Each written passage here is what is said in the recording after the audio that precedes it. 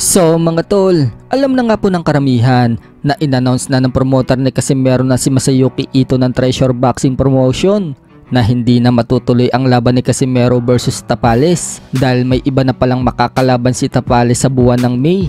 Gustong-gusto nga po sana ni Masayuki Ito na mangyari ang laban na yan, pero 0% na palang hindi matutuloy. May kumakalat nga din pong balita na galing sa connection ni Casimero mga tol na sobrang laki umano ng halaga na hinihingi ng Team Tapales para palagan si Casimero. Ayon sa chismis mga tol, $500,000 daw ang hinihingi ng Team Tapales. Kung i-convert nga po sa pera natin yan mga tol, nasa 28 million pesos po yan. Kaya nalula umano ang promoter ni Casimero sa ganyang demand. Tapos hindi naman daw title eliminator ang laban. At dahil wala na nga po si Tapales sa usapin na yan, may isa pa pong binanggit ang promoter ni Casimero na gustong itapat dito kay Cuadro Alas. At yan nga po ang number 3 contender ng WBO na si TJ Duheny. Subalit mukhang malabo nga din po yan mga tol, dahil kung matatandaan, inayawan din nga po ni Sean Gibbons na ipalaban itong si Duheny kay Casimero dahil sa issue ng kapatid ni Casimero at head coach na si Jason Casimero.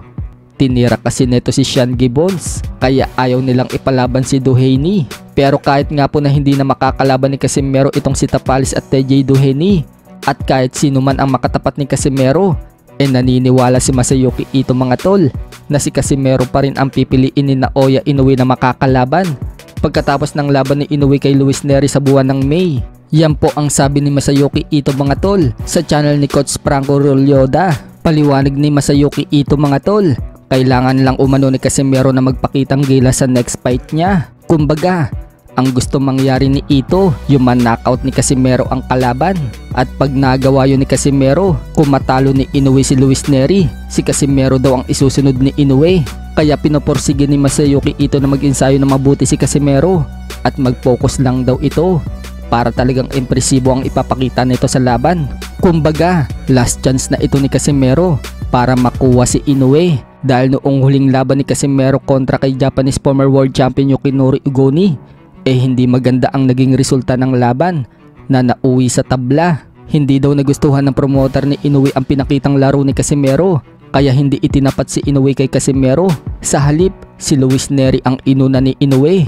Sa kabilang banda naman mga tol, matapos nga po mag-react ni Mel Fajardo sa balitang takot daw siya sa kasalukuyang mandatory sa IBF light flyweight na si Christian Araneta, at twice daw niyang tinurn down ang offer ng Team Araneta. Napasabi na nga lang po dyan si Fajardo mga tol na nadadamay daw siya. Inamin naman ni Fajardo na inoperan daw sila ng team ni Araneta, subalit noong pandemya pa daw yun at 60,000 pesos umano ang offer sa kanya. Paliwanag ng coach ni Fajardo na si Erickson Asilo, kulang na kulang daw ang 60,000 pesos. May sumigaw naman mga tol na kulang pa daw yung pambili ng lollipop.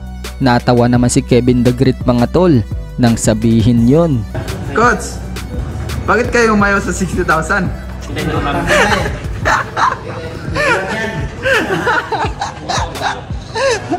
Kulang pambili lollipop. Kulang pambili lollipop. 60,000 wala.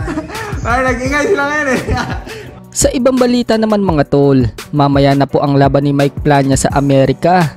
Lalabanan niya ang Amerikanong si Angelo Leo. May record na 22 wins and 1 loss sa featherweight division. Bukod dyan, lalaban din sa card na yan ang kababayan natin na si Romero Duno. Haharapin naman niya si Antonio Moran. May record na 29 wins and 6 losses and 1 draw.